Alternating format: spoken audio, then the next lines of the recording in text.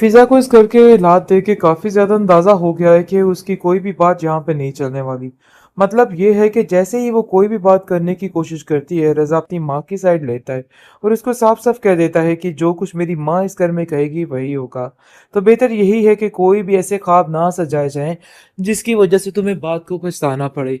जिसको सुन के वो काफी ज्यादा परेशान हो जाती है, लेकिन जी हिम्मत नहीं छोड़ती है। आप देखेंगे कि वो साफ साफ कहती है कि मुझे समझ नहीं आ रही कि आप लोग इस तरीके से कैसे अपनी माँ की हर जुल्म सितम को बर्दाश्त कर लेते हैं। बात यह है कि बात असूलों की हो तो फिर अलग बात है, लेकिन वो असूल से हटके बात करती हैं और इस चीज़ की शायद आप लोगों को समझ ही नहीं आ रही है।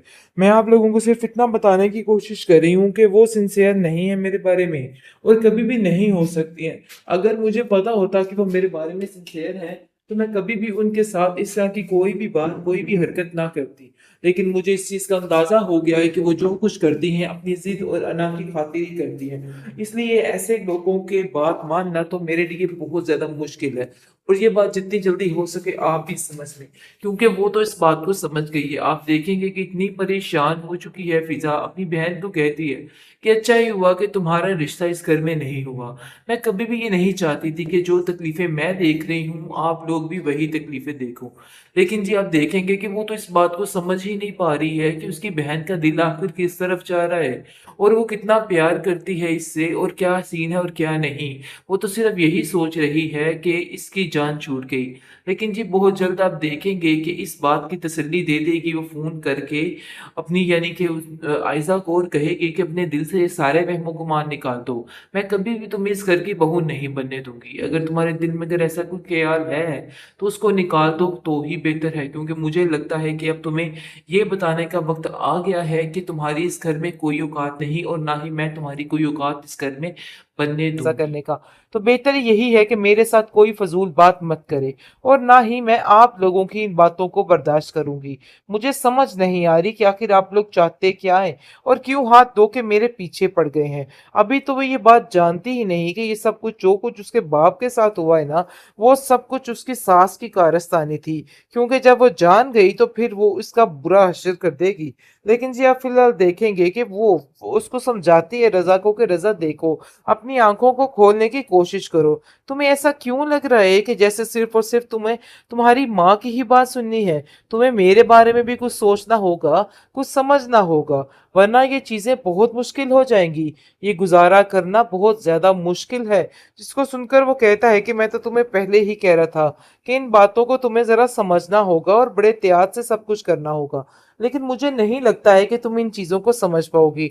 रजा इस कदर परेशान है कि समझ नहीं पा रहा। लेकिन अली इसको समझाने की कोशिश करता है कि देखो मेरे भाई, तुम फजूल क्यों अपने आप को उलझा कर बैठे हुए हो? मतलब ये है कि तुम्हें अब समझना होगा।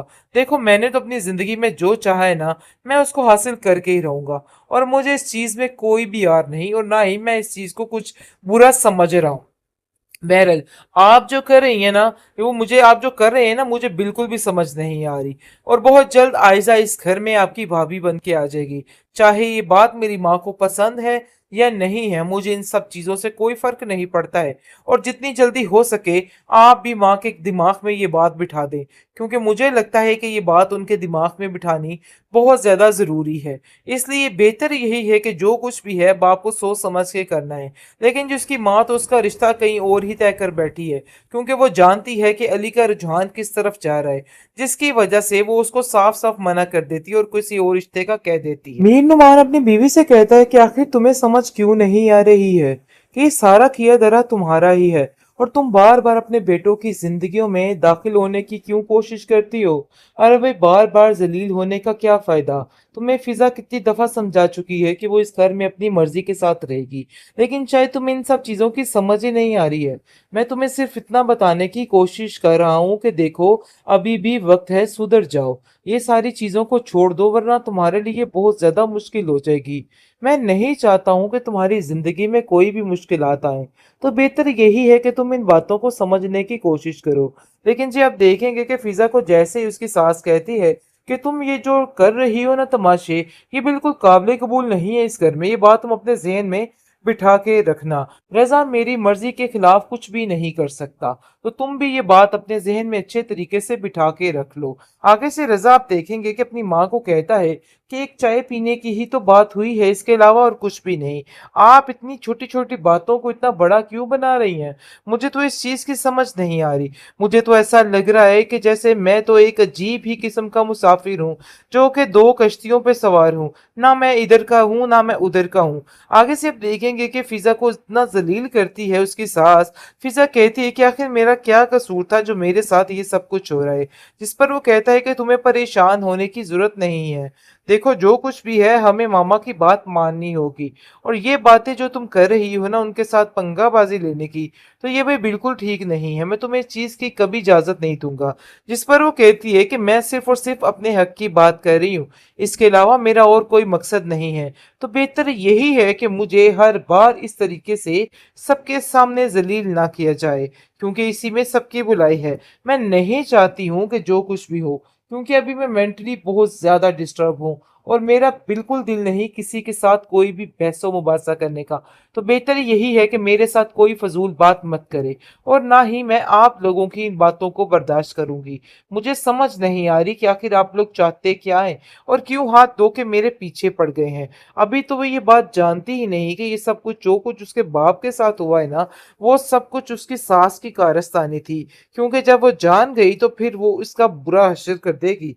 लेकिन जी आप फ़िलहाल देखेंगे कि वो उसको समझाती है रज़ा को कि रज़ा देखो, अपनी आँखों को खोलने की कोशिश करो। तुम्हें ऐसा क्यों लग रहा है कि जैसे सिर्फ़ और सिर्फ़ तुम्हें तुम्हारी माँ की ही बात सुननी है? तुम्हें मेरे बारे में भी कुछ सोचना होगा, कुछ समझना होगा, वरना ये चीज़ें बहुत मुश्किल हो जाएँगी। ये गुज़ारा करना बहुत ज़्यादा मुश्किल है। जिसको सुनकर वो कहता है कि मैं तो तुम्हें पहले ही कह रहा था कि इन बातों को तुम्हें ज़रा समझना होगा और बड़े एहतियात से सब कुछ करना होगा।